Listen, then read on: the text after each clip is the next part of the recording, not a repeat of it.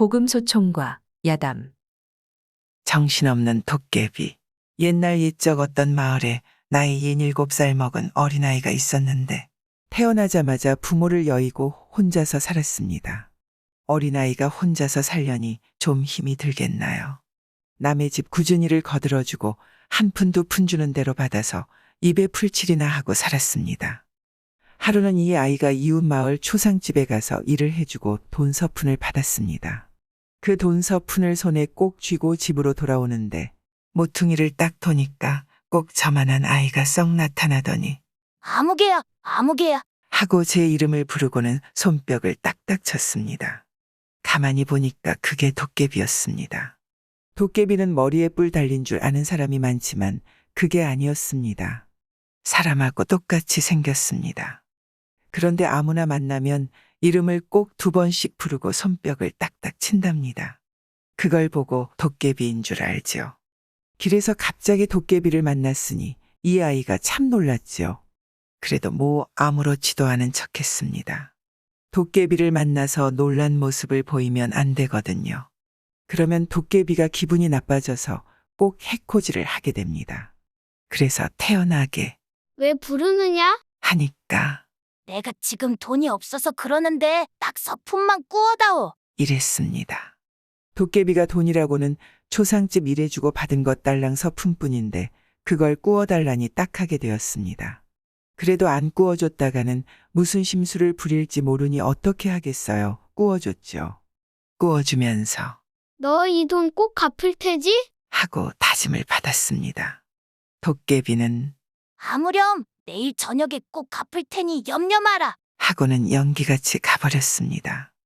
아이는 도깨비한테 돈 서푼을 꾸어주고 나니 양식 살 돈이 없어서 그날은 쫄쫄 굶었습니다. 그 이튿날도 남의 집에 가서 일을 해주고 저녁에 집에 와 있으려니까 밖에서 누가 불렀습니다. 아무개야, 아무개야. 하고 손뼉을 딱딱 치는데 나가보니 어제 만났던 도깨비였습니다. 도깨비가 돈 서푼을 들고 왔습니다. 어제 꾼 돈 서푼 갚으러 왔다. 얘따 받아라. 하고 돈 서푼을 줘서 받았습니다. 그놈의 도깨비 참 약속도 잘 지켰습니다. 그런데 그 다음 날 저녁이 되니까 밖에서 또 누가 불렀습니다. 아무개야, 아무개야. 하고 손뼉을 딱딱 치는데 나가보니 또 그 도깨비가 왔습니다. 왜 그러느냐? 어제 꾼 돈 서푼 갚으러 왔다. 얘따 받아라. 이러고 또 돈 서푼을 주었습니다. 어제 틀림없이 갚았는데 또 주었습니다. 이게 무슨 돈이야? 꾼 돈은 어제 갚았잖니? 하니까 도깨비가 하는 말이 어라, 얘 좀 봐. 내가 언제 갚았다고 그래? 어제 길에서 너한테 돈 서푼 빌리고 오늘 처음 만나는데 언제 갚아? 이러면서 부득부득 돈을 놓고 갔습니다. 아, 도깨비라고 하는 것이 무엇이든지 잘 잊어버린다더니 이를 두고 하는 말입니다. 그런데 제가 꾼 것은 안 잊고 갚은 것은 잊어버리니 그것도 우스운 일이죠. 어찌 됐든 아이한테는 공돈이 서푼 생긴 셈이니 나쁠 거야 없죠. 그런데 그 다음 날 저녁에 도깨비가 또 찾아왔습니다.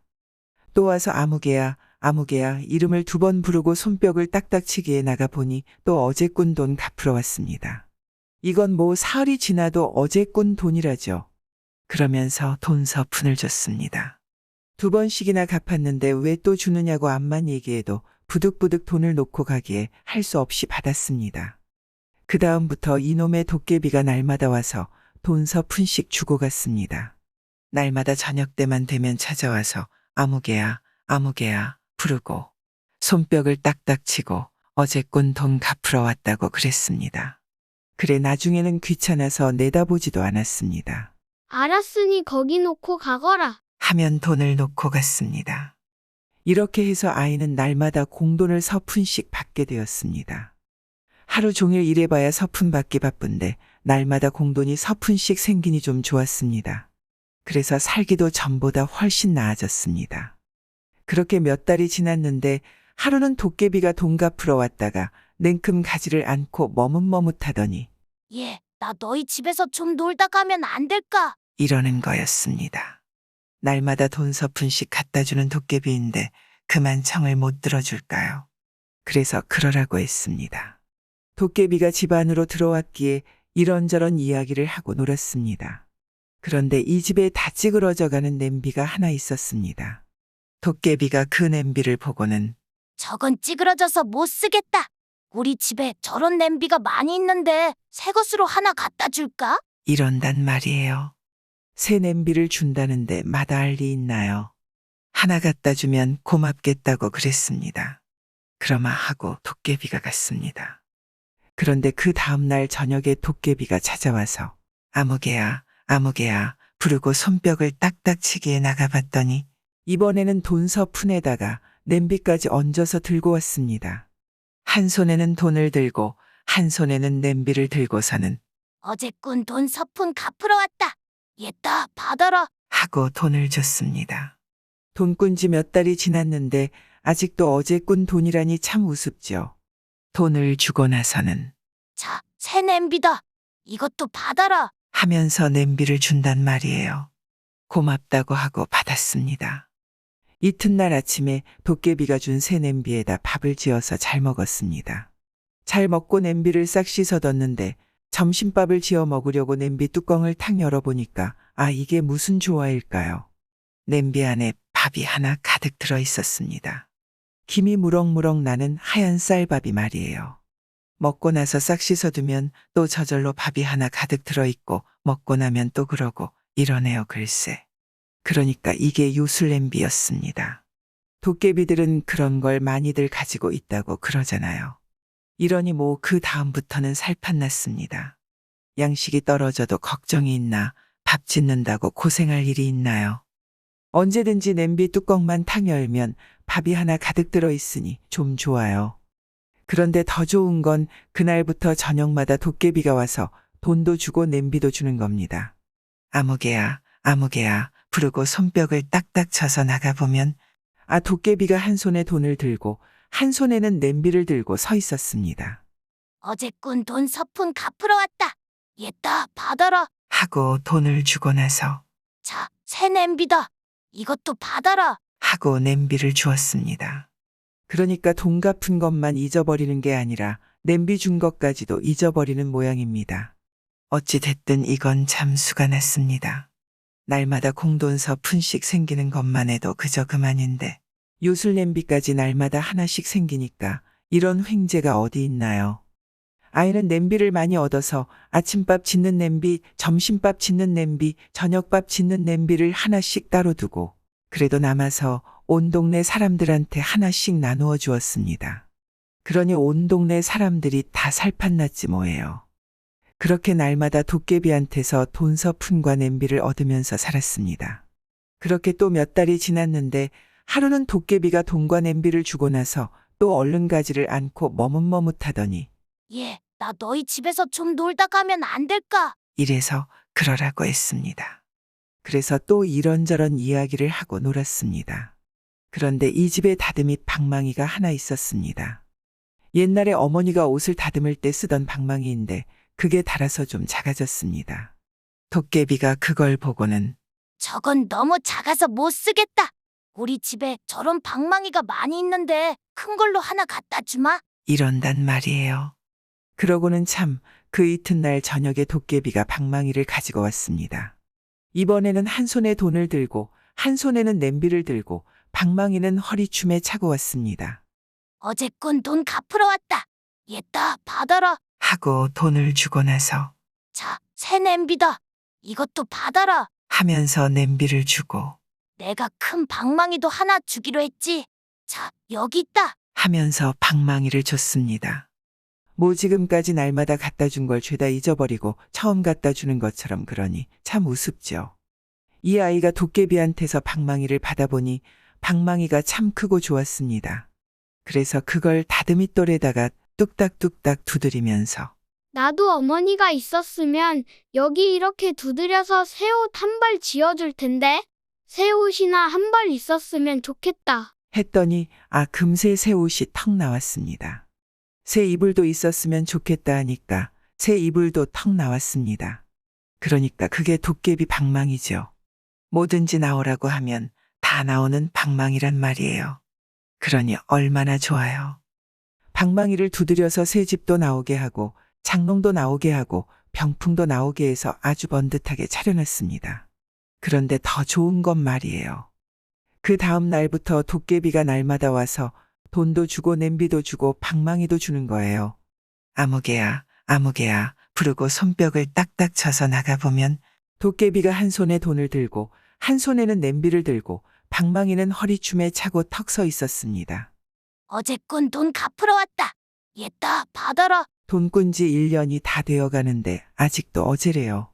자, 새 냄비다. 이것도 받아라. 냄비는 수도 없이 받았는데 또 줬습니다. 내가 큰 방망이도 하나 주기로 했지.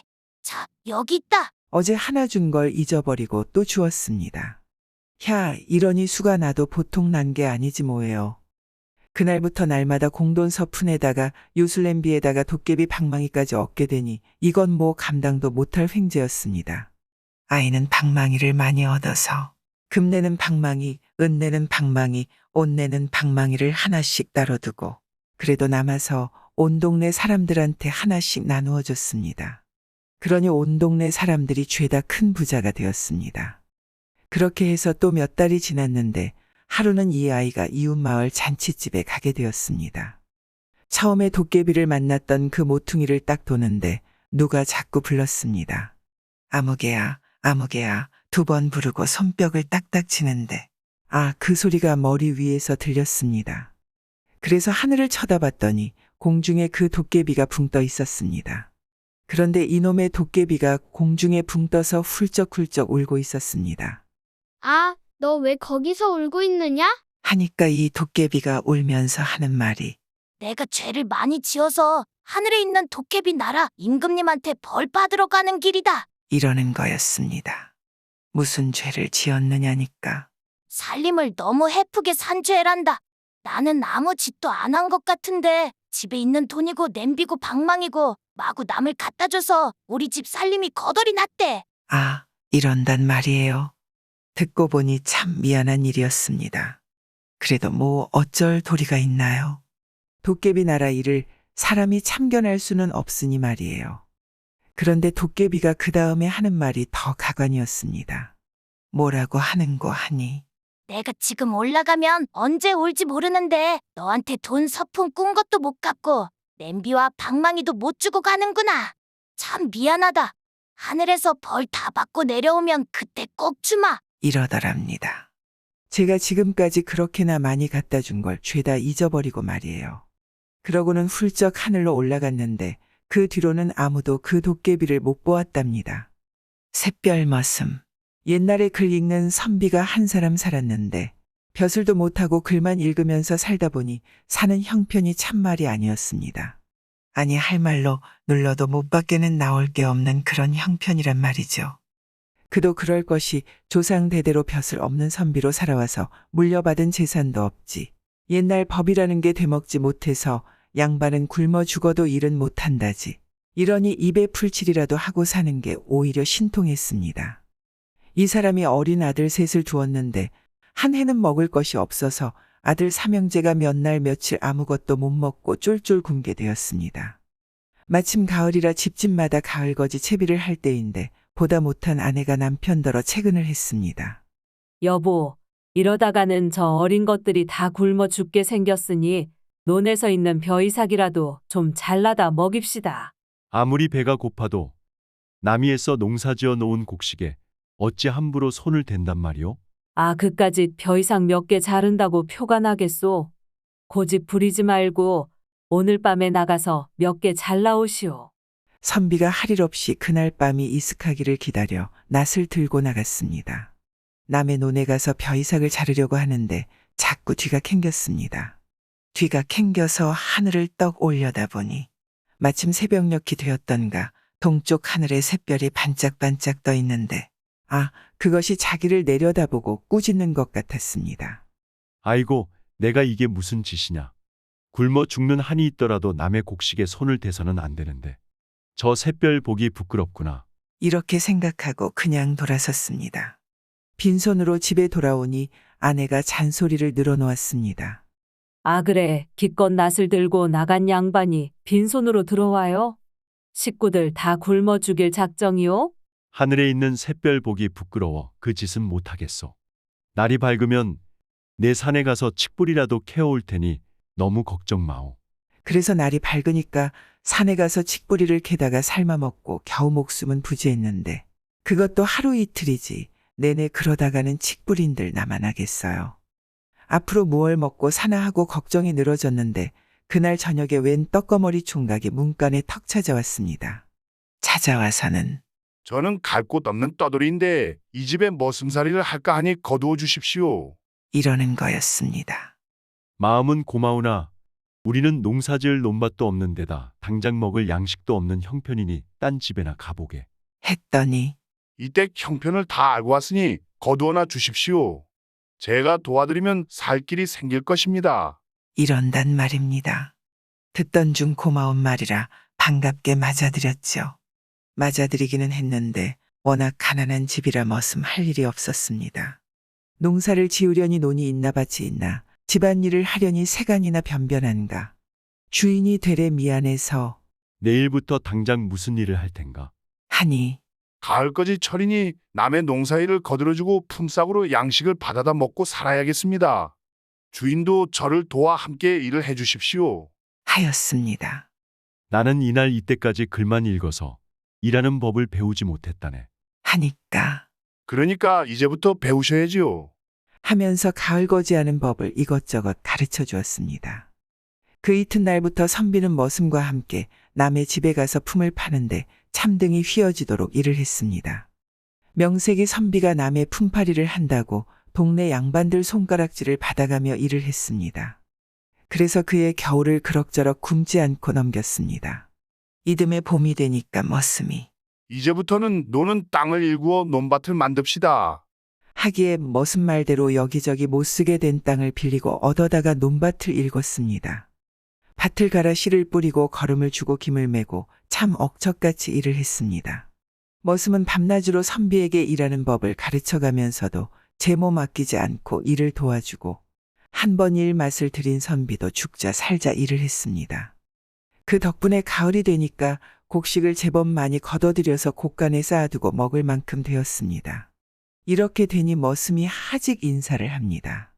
이제는 이 댁도 양식 걱정 안 하고 살게 됐으니 저는 그만 가겠습니다.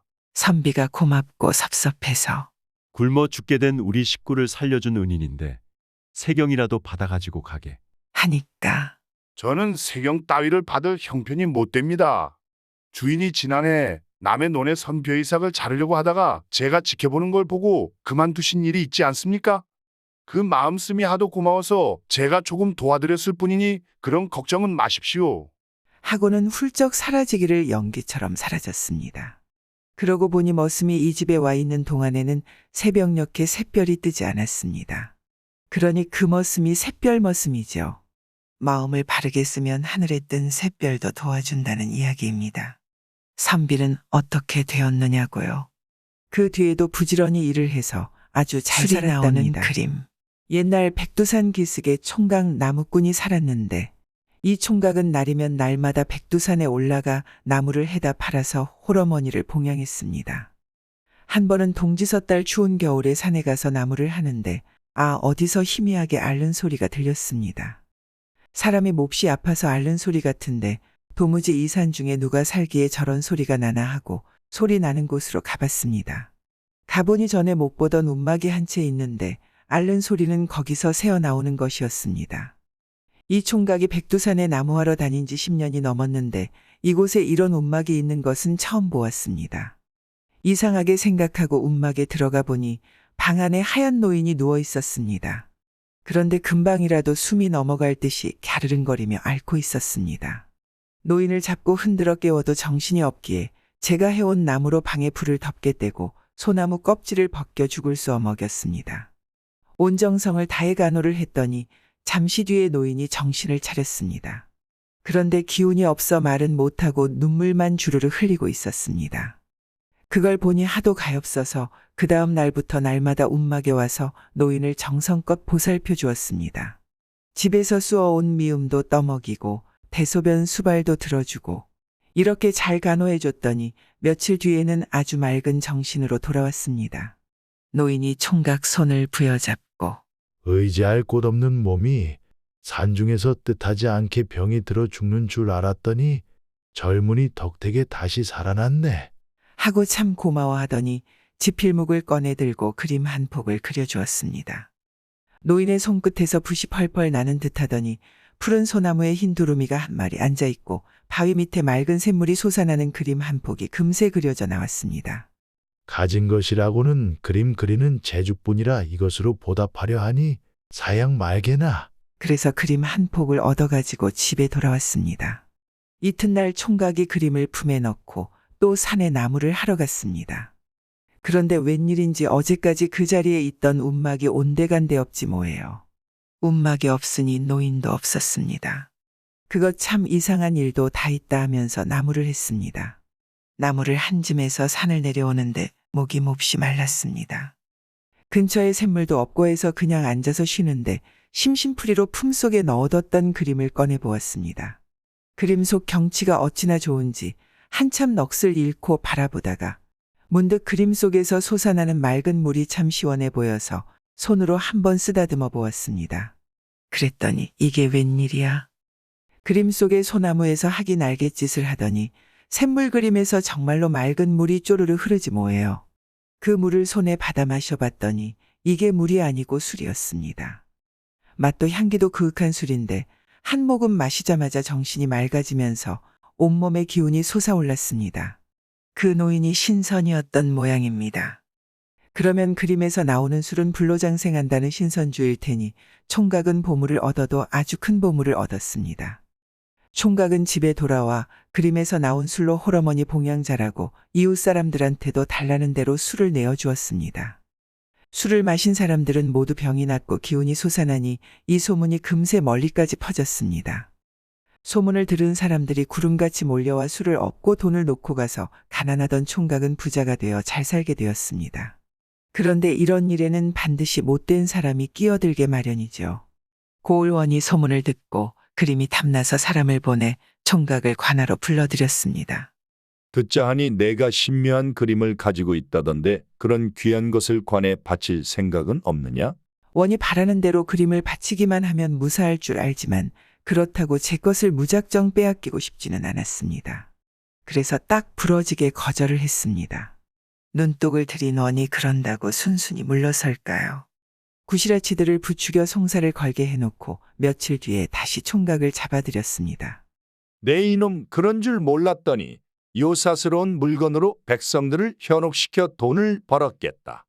여기 내 술을 먹고 병이 난 증인이 있으니 딴소리 말렸다. 관에서 벼르면 되는 일도 안 되고 안 되는 일도 되는 법이니 어쩔 수가 있나요?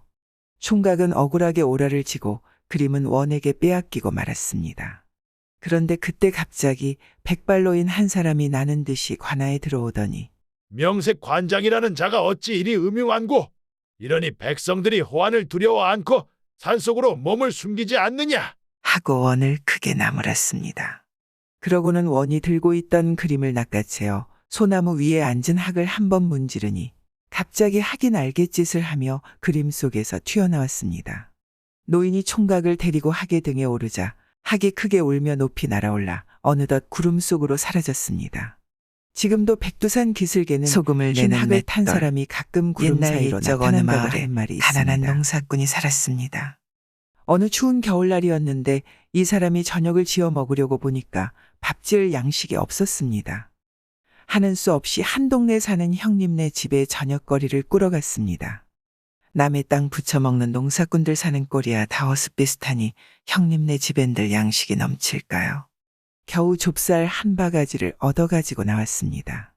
좁쌀 바가지를 들고 그 동네에서 제일 가는 부잣집 앞을 지나는데 웬 거지 노인이 등에 맷돌을 짊어지고 담 밑에 쓰러져 있었습니다. 보아하니 낯선 노인인데 아마도 부잣집에서 하룻밤 묵고 가기를 청하다가 쫓겨난 모양입니다. 그 집 주인은 소문난 구두쇠에다가 심술쟁이였습니다. 여보시오, 노인장. 정신 차리시오. 잡고 흔들어 보았지만 벌써 얼어 죽었는지 꼼짝도 하지 않았습니다. 얼른 노인을 둘러엎고 집으로 돌아왔습니다. 돌아와서 방에 눕혀놓고 아궁이에 불을 떼어 온몸을 녹이고 얻어온 좁쌀로 조당수를 쏘아 먹이고 이렇게 지극정성으로 간호를 했더니 노인이 부스스 깨어났습니다. 아이고, 노인장. 정신이 드십니까? 그런데 노인은 깨어나자마자 두리번거리며 뭘 찾기부터 하였습니다. 홍 내 등에 지운 맷돌 못 보았어? 노인을 업고 올 때 맷돌도 함께 업고 왔습니다. 그건 염려 마십시오. 저 윗목에 잘 간수해 두었습니다. 했더니 그럼 됐소. 늙은 것이 은혜를 입었는데 가진 거라고는 저 맷돌 뿐이요. 저걸 드릴 터이니 사양치 말고 받으시오. 하더랍니다. 이튿날 일어나 보니 노인은 온데간데 없고 맷돌만 덩그러니 남아 있었습니다. 맷돌을 얻긴 했는데 뭘 넣고 갈 것이 있어야죠. 집안의 곡식이라고는 어제 조당수 쏘아 먹고 남은 좁쌀 한 줌밖에 없으니 말이에요. 그래서 할 일 없이 빈 맷돌을 돌렸습니다. 빈 맷돌을 빙빙 돌리다 보니 이 추운 겨울을 양식도 없이 어찌 날고 하는 생각이 들었습니다. 에이그, 이 맷돌에서 하얀 쌀이나 술술 나왔으면 좋겠다. 그랬더니 정말로 맷돌에서 하얀 쌀이 술술 나오지 뭐예요. 이게 뭐야 하고 멈추니까 안 나왔습니다. 다시 돌리니까 또 나왔습니다. 술술 나와서 금세 두어 가만히나 나왔습니다. 그걸로 밥을 지어 배불리 먹었습니다. 그 다음부터는 맷돌을 돌리기만 하면 뭐든지 다 나왔습니다. 떡 나와라 하면 떡이 나오고 옷 나와라 하면 옷이 나왔습니다. 그거 참 신통하기도 하죠. 이런 맷돌이 있으니 부자 되기는 식은 죽 먹기보다 쉽지 뭐예요. 그래서 남부럽지 않게 아주 잘 살게 되었습니다. 곡식 나와라, 살림 나와라 해서 나온 것을 형님네 집에도 주고 동네 사람들에게도 고루고루 나누어 주었습니다. 그러니까 온 동네 사람들이 모두 다 잘 살게 되었습니다. 그런데 이 마을 부잣집 주인이 보니까 가난뱅이로 살던 사람이 갑자기 큰 부자가 돼서 잘 살았습니다. 게다가 이제까지는 자기가 동네에서 제일 가는 부자였는데 이제는 온 동네 사람들이 죄다 부자가 되어 잘 사니까 자기나 남이나 똑같게 되었습니다. 이 심술 많은 사람은 또 남 잘 되는 꼴은 못 보았습니다. 에구 분하다. 그 거렁뱅이 노인이 그런 보물을 가진 걸 진작에 알았으면 내가 재워주고 얻는 건데. 그러면 나 혼자 더 큰 부자가 됐을 텐데. 에구 분해. 하면서 배를 끙끙 앓지만 엎질러진 물이니 소용이 있나요? 며칠 동안 끙끙 앓다가 꾀를 낸다는 것이 거지 잔치를 베푸는 꾀를 냈습니다. 온데 거지를 다 모아다 먹이는 거였습니다. 그러다 보면 보물 맷돌 가진 거지 하나쯤 걸려들지 않을까 하고서 말입니다. 그런데 몇 날 며칠 거지 잔치를 해도 맷돌 가진 거지는 안 나타났습니다. 산지사방에서 소문을 듣고 거지들이 꾸역꾸역 모여드는데 모두들 하나같이 잔뜩 얻어먹기만 하고 그냥 가버렸습니다. 한 보름씩 그러다 보니 그 좋던 살림도 거덜이 날 판이었습니다. 나중에는 화가 머리끝까지 나서 야 이놈들아. 얻어 처먹기만 하고 맷돌 하나 주는 놈 없으니 이게 무슨 경우냐. 하고 몽둥이를 들고 설치니 영문을 모르는 거지들은 다 주랭랑을 놓고 말았습니다. 이래서 거지 잔치도 끝장이 났습니다. 부잣집 주인이 머리를 싸매고 누워서 어떻게 하면 저 보물 맷돌을 얻을 수 있을까 하고 밤낮으로 궁리했지만 뾰족한 수가 난리 없었습니다. 어찌어찌 하다가 뾰족한 수를 하나 냈는데 그 수가 몽고하니 훔치는 수라. 그까짓 것 훔쳐내면 그만인데 내가 왜 이런 고생을 했을꼬. 이 욕심 사나운 사람이 한밤중에 몰래 들어가 맷돌을 훔쳤습니다.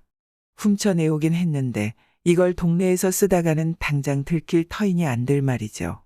맷돌을 짊어지고 멀리 달아났습니다. 아무리 멀리 달아나도 나라 안에서 쓰다가는 소문이 나서 언젠가는 들킬 터이니 그것도 안 될 말이죠. 아주 바다 건너 남의 나라에 가서 쓰겠노라 하고서 그 길로 배를 탔습니다. 맷돌을 배에 싣고 바다 한복판에 나가니 이제야 안심이 되었습니다. 맷돌을 돌려보고 싶은데 무얼 나오게 할까 궁리하다가 소금을 내기로 했습니다. 그때야 소금이 귀한 물건이니 그것만 잔뜩 가지면 세상에서 제일 가는 부자가 될 것 같았습니다. 딴 거 신랑 말고 귀한 소금이나 나와라. 하면서 맷돌을 빙빙 돌리니 하얀 소금이 술술 나왔습니다. 그걸 보니 기분이 좋아서 어쩔 줄을 몰라 했습니다. 옳지 옳지. 소금 나와라. 자꾸 나와라. 맷돌을 하염없이 돌리니 소금이 금세 배에 하나 가득 쌓였습니다. 소금이 배에 가득하니 배가 스르르 가라앉기 시작하는데 욕심쟁이는 그것도 모르고 기분이 좋아서 잘 나온다. 잘 나와. 또 나와라. 또 나와. 하면서 자꾸자꾸 맷돌을 돌리는 것이었습니다. 그러니 배가 바다 밑으로 쑥 가라앉을 수밖에요. 욕심쟁이는 바다에 빠져 죽어도 맷돌은 자꾸자꾸 돌아가니 소금은 그저 쉴 새 없이 나왔습니다. 그저께도 나오고 어제도 나오고 아직도 나온다네요. 그때부터 바닷물이 짜게 됐다는 이야기입니다. 좁쌀 한 알로 장가들기. 옛날 충청도 어느 곳에 늦도록 장가 못 간 노총각이 있었습니다. 이 총각이 사람 하나는 똑똑하고 야무진데 집안이 너무 가난했습니다. 그래서 나이 30이 넘도록 장가를 못 갔습니다. 아, 장가를 가려니 뭐 쥐뿔이나 있나요? 하다못해 숟가락 요강단지라도 있어야 색시를 데려오든 말든 할 텐데 수중에 돈 한 푼도 없었습니다. 그래서 이 총각 색시 구하러 집을 나섰습니다.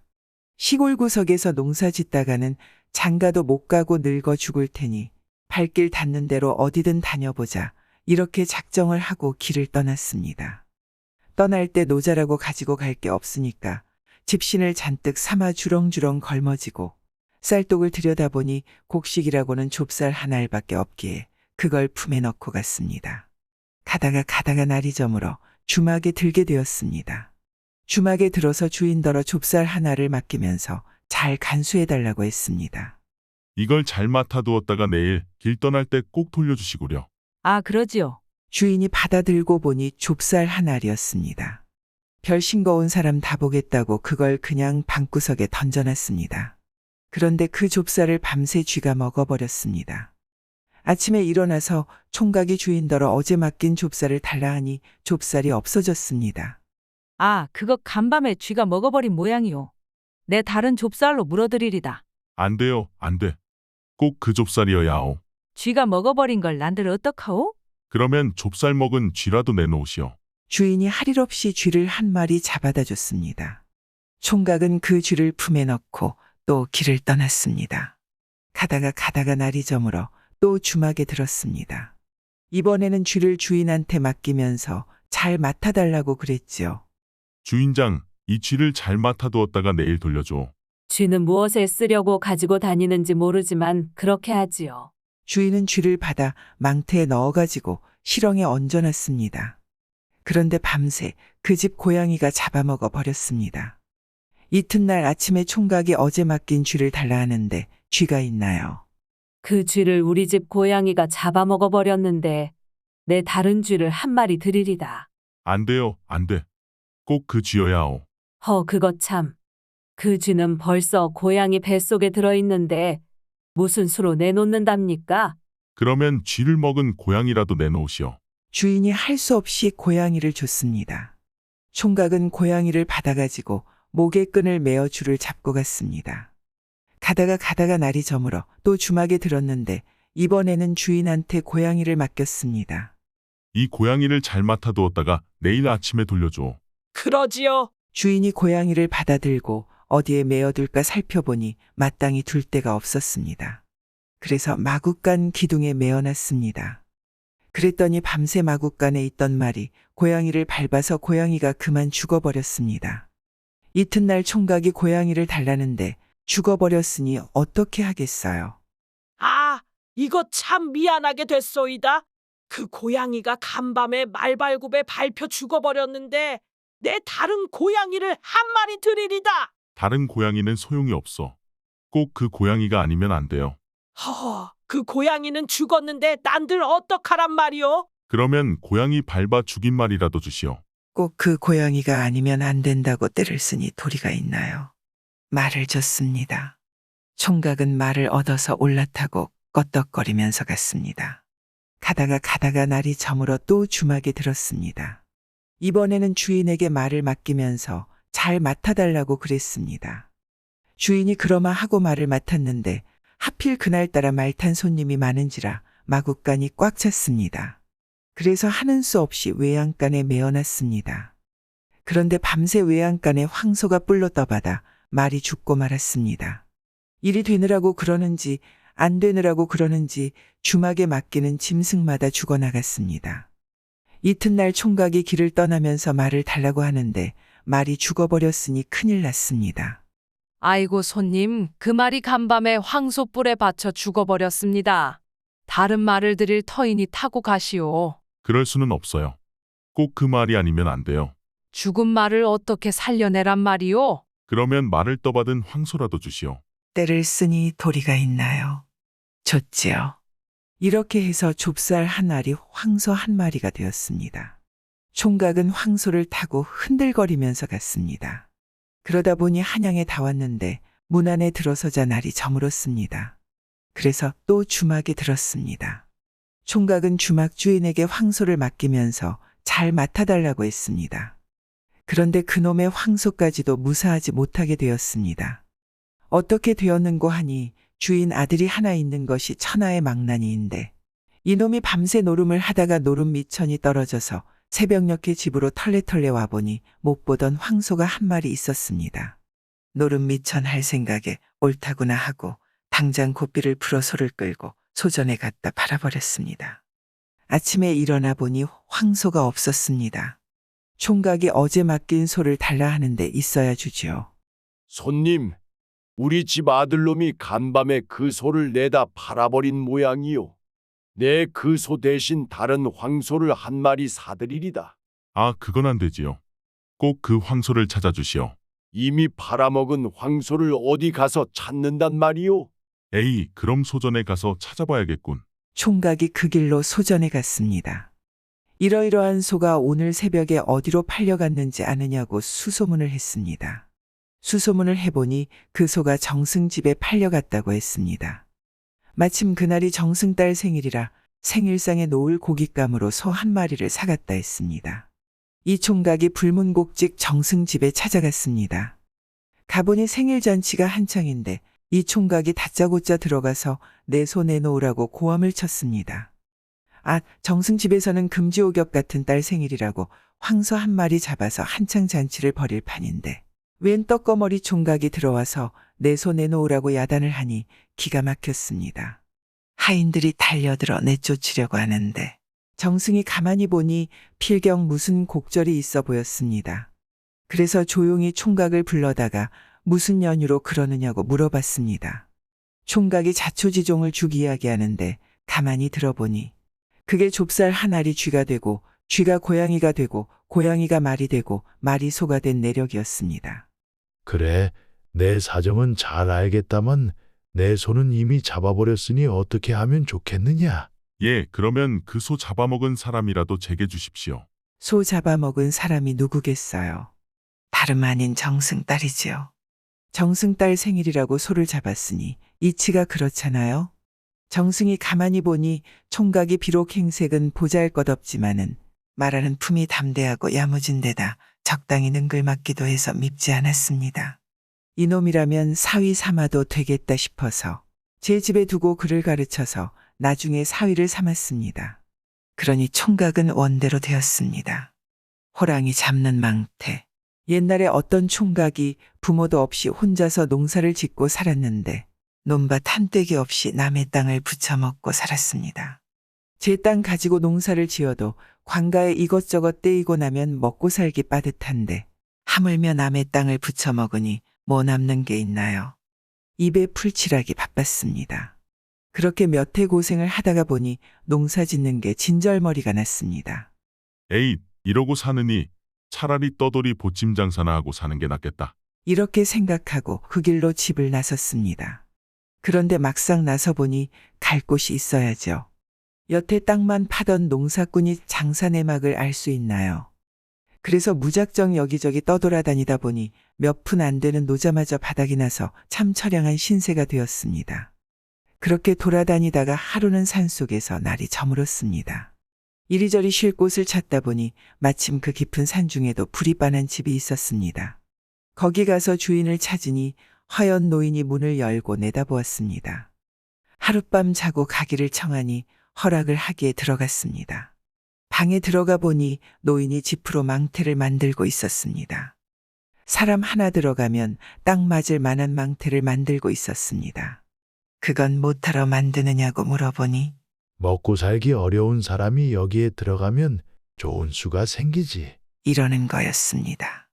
그 말에 총각이 귀가 솔깃해졌습니다. 먹고 살기 어렵기로 치면 저보다 더 어려운 사람도 없을 것 같았습니다. 그래서 그 말이 정말이라면 제가 들어가도 될까요? 하고 물었습니다. 노인은 그래도 좋겠지. 하더니 어느새 망태를 다 만들었는지 안에 들어가 보라고 해서 들어갔습니다. 그랬더니 노인은 다짜고짜 망태 주둥이를 꽉 묶어서 총각을 꼼짝 못하게 해놓고는 그놈의 망태를 장대에 꿰어매고 밖으로 성큼성큼 나갔습니다. 아, 할아버지. 대체 어디로 가는 겁니까? 노인은 그 말에 대답도 않고 칠흑 같은 밤길을 나는 듯이 걸어서 더 깊은 산중으로 들어갔습니다. 한참 들어가더니 큰 나무 밑에 이르러 걸음을 멈추고는 망태를 나뭇가지에 턱 걸어 놓았습니다. 그러더니 나무 밑에 말뚝을 여러 개 박아놓고는 두말 않고 오던 길을 되짚어 가버렸습니다. 총각은 그만 겁이 덜컥 났습니다. 아이고, 할아버지. 이 산중에 나 혼자 버려두고 가시면 어쩌란 말입니까? 그래도 노인은 쓰다 달다 말도 없이 헐헐 가버렸습니다. 혼자 남은 총각은 망태 속에서 오도 가도 못하고 나무에 대롱대롱 매달려 있었습니다. 그런데 이게 무슨 놈의 날벼락이야. 조금 있으니까 사방에서 시퍼런 불빛이 번쩍번쩍하더니 호랑이 수십 마리가 슬슬 다가오지 뭐예요. 아이쿠, 이제는 죽었구나. 죽기를 각오하고 있으니 호랑이란 놈들이 저를 잡아먹으려고 펄쩍펄쩍 뛰는데 망태가 어지간히 높은 데 매달려 있어서 미처 닿지를 않았습니다. 닿지 않으니 호랑이들이 도로 밑으로 떨어졌습니다. 떨어지면서 말뚝에 찔려 턱턱 나자빠졌습니다. 옳지. 노인이 나를 미끼로 써서 호랑이를 잡으려는 계책이었군. 한두 마리도 아니고 수십 마리나 되는 호랑이들이 펄쩍펄쩍 뛰다가 죄다 말뚝에 찔려 나자빠졌습니다. 그렇게 말뚝에 찔려 죽은 호랑이가 밤새 몇 마리가 되는지 몰랐습니다. 나무 밑이 온통 호랑이로 즐비했습니다.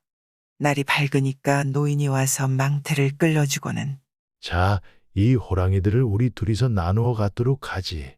이만하면 가죽만 벗겨 팔아도 앞으로 몇 해 동안 먹고 살 게야. 돈을 많이 벌었습니다. 횡재한 거죠. 그런데 다른 총각이 그 소문을 듣고 저도 호랑이 미끼가 되어 돈을 벌어보리라 하고 노인을 찾아갔습니다. 가보니 과연 노인이 망태를 만들고 있었습니다. 오늘 밤에는 나를 그 망태에 넣어주시오. 하니 노인이 그러라고 하면서 망태에 넣어가지고 산중으로 들어가서 나무에 매달아 놓았습니다. 나무에 매달려 있으니 호랑이들이 수십 마리 몰려와서 펄쩍펄쩍 뛰다가 떨어져 죄다 말뚝에 찔려 죽었습니다. 그런데 이 총각은 욕심이 많았습니다. 노인이 오면 호랑이를 나누어 갖자고 할 터이니 노인이 오기 전에 나 혼자 다 가지고 튀는 게 상책이렸다. 하고는 미리 숨겨가지고 간 칼로 망태를 찍고 내려왔습니다. 그런데 망태에서 뛰어내리다가 그만 말뚝에 찔려 죽었습니다. 그러니까 호랑이 팔자나 똑같이 된 셈이죠. 구렁덩덩 신선비. 옛날에 어떤 아낙네가 아들을 낳았는데 글쎄 사람을 안 낳고 구렁이를 낳았습니다. 그 징그러운 걸 방에서 키울 수도 없고 해서 부엌 구석에다 삼태기를 씌워놓고 키우는데 이 구렁이가 다리를 틀고 점잖게 누워있다가 때가 되면 스르르 기어 나와서 밥을 먹고 또 들어가고 이렇게 살았습니다. 그런데 그 이웃집의 딸 삼형제가 살았습니다. 이 세 딸들이 하루는 구렁이 구경한다고 이 집에 놀러 왔습니다. 맨 처음 첫째 딸이 구렁이를 보고서는 에그, 징그러워. 하면서 막대기로 구렁이 왼쪽 눈을 쿡쿡 찔렀습니다. 그 다음 둘째 딸이 보고는 에그, 더러워. 하면서 막대기로 구렁이 오른쪽 눈을 쿡쿡 찔렀습니다. 그러니까 구렁이 눈에서 눈물이 주룩주룩 흐르는 게 아니겠어요.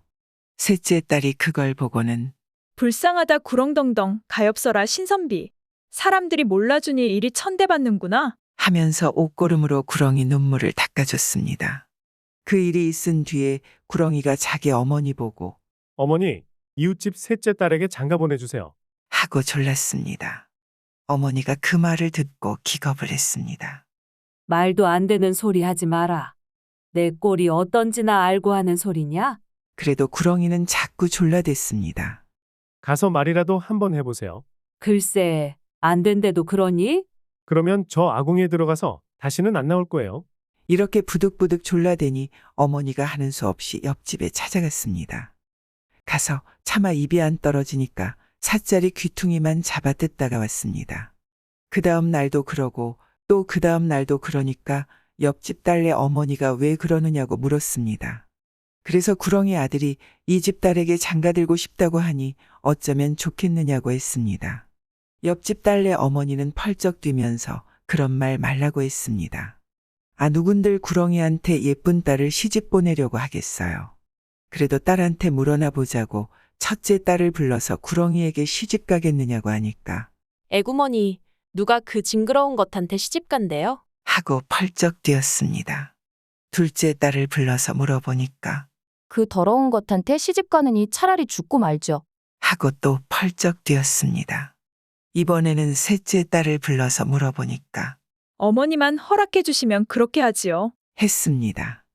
딸이 마음에 있어서 그러는 걸 어머니인들 어떻게 하겠나요? 그래서 둘이 혼인을 하게 되었습니다. 혼인날이 되니까 구렁이가 저희 집과 이웃집 사이에 있는 돌담에다 기다란 장대를 걸쳐놓고 그 장대를 타고 이웃집으로 갔습니다. 가는데 신랑이니까 사모관대 잘 차리고 꼬리에 목화 신고 목에다 홀기 감고 갖출 것은 다 갖추어 가지고 갔습니다. 초래청에서 절하고 술 마시고 남들 하는 것 다 하고 나서 첫날 밤이 되었는데 구렁이가 색시더러 큰 가마솥에 하나 가득 물을 끓여달라고 했습니다. 그래서 물을 끓여줬더니 그 물에 들어가 목욕을 하더니 아, 글쎄 허물을 쓱 벗고 사람 모습으로 변했습니다. 아주 인물도 훤하고 늠름한 새신랑이 되었지요. 색시 집에서는 구렁이 사위 봤다고 밤새 풀이 죽어 있다가 아침에 신방에서 잘생긴 새신랑이 나오니까 한편으로 놀라고 한편으로 좋아서 야단법석이 났습니다. 그런데 두 언니는 그걸 보고 좋은 신랑감을 막내한테 빼앗겼다고 배를 끙끙 앓았습니다. 구렁덩덩 신선비하고 색시는 아주 재미나게 잘 살았습니다. 그러다가 구렁덩덩 신선비가 과거를 보러 가게 되었습니다. 과거 보러 떠나기 전날 저녁에 신랑이 장가가던 날벗은 허물을 색시에게 주면서 이것을 아무에게도 보이지 말고 잘 간수해줘. 만약 이게 없어지면 나도 돌아오지 못하게 돼요. 하고 신신당부를 했습니다. 그리고 그 다음 날 과거 보러 집을 떠났습니다. 하얀 바지에 옥색 두루마기를 입고 길을 떠났습니다. 색시는 구렁이 허물을 복주머니에 넣어서 옷고름에 차고 다녔습니다. 그런데 하루는 언니들이 와서 옷고름에 차고 있는 게 뭐냐고 물었습니다. 보여줄 것이 아니라고 해도 자꾸 보여달라고 조르더니 나중에는 억지로 빼앗아서 풀어보고는 에그, 징그럽고 더러워. 이런 걸 뭐하러 차고 다니니? 하면서 구렁이 허물을 그만 활을 타는 화로 속에 던져 넣어버렸습니다. 그러니까 허물이 홀랑 타버렸습니다. 그랬더니 과거 보러 간 구렁덩덩 신선비가 영영 돌아오지 않았습니다. 한 달이 지나고 두 달이 지나도 안 돌아오고 한 해가 가고 두 해가 가도 안 돌아왔습니다. 그래서 색시가 구렁덩덩 신선비를 찾으려고 집을 나섰습니다. 적삼 위에 저고리 입고 저고리 위에 장옷 입고 버선 위에 미투리 신고 미투리 위에 집신 신고 집을 나섰습니다. 발 닿는 대로 자꾸 가다가 보니 길가에 까마귀 떼가 모여서 구더기를 잡아먹는다고 와글와글 거렸습니다. 까마귀야, 까마귀야. 하얀 바지에 옥색 두루마기 입은 구렁덩덩 신선비님 못 봤니? 이 구더기를 윗물에 씻고 아랫물에 씻고 가운데 물에 헹구어 옷같이 희게 해주면 가르쳐주지. 그래서 구더기를 윗물에 씻고 아랫물에 씻고 가운데 물에 헹구어 옷같이 희게 해가지고 줬습니다. 그랬더니 저리 가서 멧돼지한테 물어보면 알게 되지. 하고 말했습니다. 그래서 까치가 가르쳐준 길로 하염없이 갔습니다. 한참 가니까 산에서 멧돼지가 칡뿌리를 캐먹는다고 끙끙거리고 있었습니다. 멧돼지야, 멧돼지야. 하얀 바지에 옥색 두루마기 입은 구렁덩덩 신선비님 못 보았느냐? 이 칡뿌리를 다 캐서 흙을 떨고 껍질을 벗겨 향내나게 다듬어주면 가르쳐주지. 그래서 색시는 칡뿌리를 캐서 흙을 떨고 껍질을 벗겨 향내가 나도록 다듬어줬습니다. 그러니까 저리 가서 논을 가는 사람한테 물어보면 알게 되지. 하고 말했습니다. 그래서 멧돼지가 가르쳐 준 길로 하염없이 갔습니다. 한참 가다 보니 웬 노인이 길가에 있는 논에서 소의 쟁기를 지워가지고 논을 갈고 있었습니다. 할아버지, 할아버지. 하얀 바지에 옥색 두루마기 입은 구렁덩덩 신선비님 못 보셨나요? 이 논 저 논 다 갈아 물 대고 썰애질하여 씨 뿌리고 모짜리 만들어주면 가르쳐주지. 그래서 소를 몰아 한없이 넓은 논을 다 갈고 물을 대고 썰애질하여 씨를 뿌려서 모짜리를 만들어줬습니다. 그랬더니 저리 가서 빨래하는 사람에게 물어보면 알게 되지. 했습니다. 노인이 가르쳐 준 길로 자꾸 갔습니다. 한참 가다 보니 웬 할머니가 개울가에 빨래를 산더미만큼 쌓아놓고 방망이로 두드려 빨고 있었습니다. 할머니, 할머니. 하얀 바지에 옥색 두루마기 입은 구렁덩덩 신선비님 못 보셨나요? 하고 물으니까 할머니가 하는 말이 검은 빨래 희게 빨고 흰 빨래는 검게 빨아. 맑은 물에 헹구어 보송보송하게 말려주면 가르쳐주지. 이렇게 말했습니다. 그래서 그 많은 빨래를 검은 것은 희게 하고 흰 것은 검게 해서 맑은 물에 헹구어 보송보송하게 말려줬습니다. 그랬더니 할머니가 주발 뚜껑 하나하고 젓가락 하나를 주면서 이 주발 뚜껑을 타고 이 젓가락으로 노를 저어. 저기 샘물 따라 들어가서 구렁덩덩 신선빈의 집을 찾아 그 집에서 동냥을 해라. 밥을 주거든 받지 말고 그릇을 떨어뜨려서 밥알을 하나하나 줍다가 날이 저물면 그 집에서 묵어 가거라. 했습니다. 그래서 주발 뚜껑을 타고 젓가락으로 노를 저어 샘물을 따라 들어갔습니다. 한참 들어가니까 향내가 그윽하게 풍기면서 생전 처음 보는 경치가 나타났습니다. 높은 언덕에는 기와요초 만발하고 넓은 들에는 곡식과 남새가 풍성한데 공중에는 온갖 새가 지저귀고 풀밭에는 마소가 한가로이 풀을 뜯고 있었습니다. 주발 뚜껑에서 내려 그 경치 좋은 곳으로 들어섰습니다. 그런데 어디서 후여, 후여. 구렁덩덩 신선빈의 떡살 술살 그만 까먹고 어서 가라. 후여. 하는 소리가 들렸습니다. 얼른 소리 나는 쪽을 돌아보니 조그마한 계집아이가 논가에 서서 새를 쫓고 있었습니다. 색시가 그리로 달려가서 어디 한 번 더 새를 쫓아보라고 그랬습니다. 그랬더니 계집아이가 새를 쫓는데 후여, 후여. 구렁덩덩 신선빈의 떡살 술살 그만 까먹고 어서 가라. 후여. 하지 뭐예요. 그래서 아이더러 구렁덩덩 신선빈의 집이 어디냐고 물었습니다.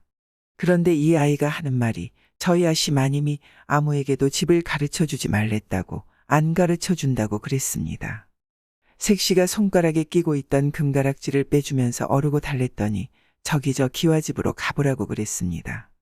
가보니 포르르 날아가는 기와집인데 그 집 앞에서 할머니가 가르쳐준 대로 동냥을 했습니다. 그러니까 하인이 나와서 밥을 주는데 일부러 밥그릇을 땅에 떨어뜨려 놓고는 밥알을 하나하나 주워 담았습니다. 그러다 보니 날이 저물었습니다. 그래서 하룻밤 묵고 가게 해달라고 부탁을 했습니다. 그래서 밤에 그 집에서 묵는데 달이 휘영청 밝아서 달을 쳐다보고 있으려니까 저쪽 사랑채에서 달도 밝고 별도 밝은데 이내 마음 외롭구나. 고향에 있는 내 색시도 저 달 보고 있을까? 하는 노랫소리가 들렸습니다. 가만히 들어보니 구렁덩덩 신선비, 자기 남편 목소리였습니다. 얼마나 반가운지. 달도 밝고 별도 밝은데 이내의 몸은 고달파라. 구렁덩덩 신선비님도 저 달 보고 있을까? 하고 따라서 노래를 불렀습니다. 그러니 구렁덩덩 신선비가 자기 색시가 온 줄 알고 버선발로 달려나와 그래서 참 반갑게 만났습니다. 서로 손목을 부여잡고 눈물을 흘리면서 그동안에 있었던 일을 다 이야기했습니다. 밤이 새도록 이런저런 이야기를 하다 보니 이것 참 고약한 일이 하나 있었습니다. 구렁덩덩 신선비가 거기서 벌써 다른 색시를 얻어가지고 살고 있었습니다. 서방은 하나인데 색시가 둘이니 어떻게 하겠습니까? 본 색시가 왔다고 나중 얻은 색시를 쫓아낼 수는 없는 일 아니겠습니까? 그래서 색시 둘이 내기를 하기로 했습니다. 내기를 해서 이기는 사람이 구렁덩덩 신선비와 함께 살기로 했습니다. 무슨 내기를 했는고 하니 먼저 참새떼 올라앉은 나무까지 꺾어오기, 그 다음은 얼음 위에서 나막신 신고 물동이 이고 걸어가기, 그리고 마지막으로 호랑이 눈썹 한 줌 뽑아 오기 내기입니다. 첫 번째 내기를 하는데 본색 씨가 얼마나 얌전하게 나뭇가지를 꺾어 오는지 참새 떼가 앉아 있어도 몰랐습니다. 그런데 둘째 색 씨는 나무를 함부로 꺾다가 참새를 다 날려버렸습니다. 그래서 첫 번째 내기에 이겼습니다. 이번에는 얼음판 위에서 나막신 신고 물동이를 이고 걸어가는데 본색 씨가 어찌나 사뿐사뿐 잘 걷는지 물을 한 방울도 안 흘렸습니다. 둘째 색 씨는 엄벙덤벙 걷다가 넘어져서 물동이까지 깨뜨렸습니다. 그래서 두 번째 내기에도 이겼습니다. 그런데 마지막 내기가 문제였습니다. 호랑이 눈썹을 어디 가서 어떻게 뽑아오겠습니까? 본색 씨가 할 일 없이 집을 나와 산속으로 들어갔습니다. 정처 없이 산속을 헤매다 보니 깊은 산속에 오막살이가 한 채 있었습니다. 들어가 보니 머리가 하얀 할머니가 배를 짜고 있는데 치마 밑으로 호랑이 꼬리가 삐죽이 나와 있었습니다. 색시가 죽기 살기로 사정 이야기를 다 하고 제발 좀 도와달라고 그랬습니다. 그러니까 이 할머니가 하는 말이 나는 늙어서 눈썹이 다 빠지고 없으니 배틀 뒤에 숨어 있으면 아들놈 눈썹을 뽑아주지. 했습니다. 배틀 뒤에 숨어서 한참 있으니까 밖에서 요란한 소리가 들리더니 집채만 한 호랑이가 쿵 하고 들어왔습니다. 그러고는 킁킁거리며 냄새를 맡더니 어머니 방에서 인내난다. 인내나. 이러면서 방구석을 사방 돌아다녔습니다. 그러니까 할머니가 이놈아, 내가 늙어서 냄새가 난다. 그런데 내 눈썹에 그게 뭐냐? 진디가 붙었나? 하면서 아들 호랑이 눈썹을 털어주는 척하면서 한 줌 썩 뽑더니 가서 사냥이나 더 해오너라. 하고 아들을 내보냈습니다. 아들 호랑이가 나간 뒤에 이 할머니가 호랑이 눈썹을 한 줌 주면서 어서 가보라고 했습니다. 그래서 호랑이 눈썹을 구해서 돌아와 보니 둘째 색시는 눈썹을 뽑아 온다는 게 어디서 돼지 눈썹을 한 줌 뽑아왔습니다. 그래서 세 가지 내기에 다 이겨서 구렁덩덩 신선비하고 오래오래 재미나게 잘 살았습니다. 눈치 3년, 배짱 3년. 옛날에 강원도 어느 깊은 산골에 나이 30이 넘은 떡거머리 총각이 살았습니다. 그런데 이 총각 사는 데서 산 하나 넘어 골짜기에 또 관연한 처녀가 살고 있었습니다. 하도 깊은 골짜기라 인근에 혼인말 넣어줄 중신아비도 없었습니다. 둘이서 그렇게 나이만 자꾸 먹다가 하루는 산에서 처녀 총각이 만났습니다. 만나자마자 서로 마음이 끌렸던지 그날로 찬물 한 그릇 떠다 놓고 백년가약을 맺었습니다. 그렇게 해서 혼인을 한 이 젊은 내외가 참 재미나게 잘 살았습니다. 가진 것은 없어도 둘이서 정분이 두터우니 더 바랄 게 없었습니다. 그런데 남편이 어찌나 색시를 좋아하는지 잠시 떨어져 밭일을 나가도 그저 색시 얼굴이 눈앞에 아른아른해서 일이 돼야죠. 그래서 일도 못 나가고 색시 옆에서 이렇게 얼굴만 쳐다보고 살았습니다. 그러다 보니 밥도 못 먹을 형편이 돼 버렸습니다. 아, 일을 해야 밥을 먹고 살죠. 보다 못한 색시가 아, 여보. 일은 안 하고 밤낮 나만 지키고 살 작정이요? 하니까 남편이 하는 말이 당신 얼굴이 눈에 삼삼해서 떨어져 있어가지고는 일을 못하니 어떡하오. 하고 말하는 것이었습니다.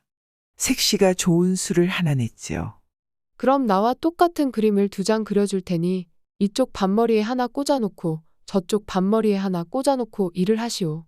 그러면 밭을 매 나가도 보고 매 들어와도 볼 게 아니오? 남편이 그거 참 좋은 수라 생각하고 그림 2장을 받아서 밭모퉁이에다 떡 걸어놓고 일을 했습니다. 헌데 난데없는 회오리 바람이 씩 불더니 그놈의 그림 한 장이 휙 날아가 버렸습니다. 날아가서는 이놈이 어딜 갔느냐면 임금 사는 대궐에까지 날아간 모양입니다. 임금이 대궐에 있다 보니 웬 그림 한 장이 바람에 날아와 뜰에 툭 떨어졌습니다. 주워서 들여다보니 참 천하절색이었습니다. 마음에 쏙 들어서 신하들한테 당장 이런 사람을 찾아오라고 영을 내렸습니다. 그래서 신하들이 방방곡곡 그 색시를 찾아 나섰습니다. 찾다가 한 군데 산속을 들어가서 보니까 그림하고 똑같은 색시가 있었습니다. 그래서 잡아갔습니다. 색시가 잡혀가면서 생각해보니 자기 남편이 잠시도 못 떨어져 있는 사람이 얼마나 원통하겠어요. 그래서 남편한테 가만히 어떻게든 참고 3년만 견디시오. 눈치 3년, 배짱 3년 배워서 날 찾아오시오. 하고는 할 일 없이 잡혀갔습니다. 잡혀가서 이제 후궁이 되었는데 이색시가 도통 웃지를 않았습니다. 두고 온 남편 생각에 웃음이 나오지를 않았던 모양이에요. 임금이 아무리 웃겨보려고 해도 웃지를 않았습니다. 그럭저럭 3년이 지난 뒤에 이색 씨가 임금한테 말하기를 나는 평생 소원이 하나 있습니다. 했습니다. 그래, 무슨 소원이냐? 거지 잔치를 한번 보면 소원이 없겠습니다. 그럼 그렇게 하지. 그래서 온 나라의 거지를 불러다 잔치를 하는데 색 씨는 몇 날 며칠 혹시 자기 남편이 왔나 하고 주렴을 느리고 내다봤습니다. 그런데 아무리 봐도 남편이 안 왔습니다. 틀림없이 거지가 됐을 텐데 말이에요. 화전이나 일구고 살았으니 옷이나 변변하겠어요. 돈이 있겠어요. 뭐 거지지. 그러다가 하루는 이렇게 내다보니까 자기 남편이 거지꼴이 되어서 찾아오지 않았겠어요. 잔치라고 해서 음식 차려놓은 것을 먹고 춤을 추며 노는데 그걸 보니 어찌나 반가운지 저도 모르게 웃음이 막 나왔습니다. 임금이 보니까 평생 안 웃던 사람이 웃는단 말이에요. 뭘 보고 그렇게 웃는가? 하고 물으니 이색 씨가 저기 춤추는 거지를 보고 웃습니다. 하는 것이었습니다. 임금이 자기가 아무리 웃겨보려고 해도 안 웃던 색 씨가 웃으니까 아주 기분이 좋았습니다. 그럼 내가 저 옷을 입고 춤을 춰도 웃겠는가? 그렇겠지요. 그래서 임금이 남편더러 옷을 벗으라 해서 그걸 입고 춤을 추는데 그때 이색 씨가 자기 남편에게 눈치 3년, 배짱 3년은 못에 쓰려고 배웠어? 하고 냅다 소리를 질렀습니다. 그러니까 남편이 얼른 말기를 알아듣고 임금이 벗어놓은 옷을 입고 용상에 떡 올라가 앉아서 이제 거지들을 쏙 내물어라. 호령을 했습니다. 임금도 거지 옷을 입었으니 거지지 뭐예요. 그래서 쫓겨나고 색 씨는 남편 만나서 잘 살았답니다. 구독과 좋아요, 알람 설정 부탁드리옵니다.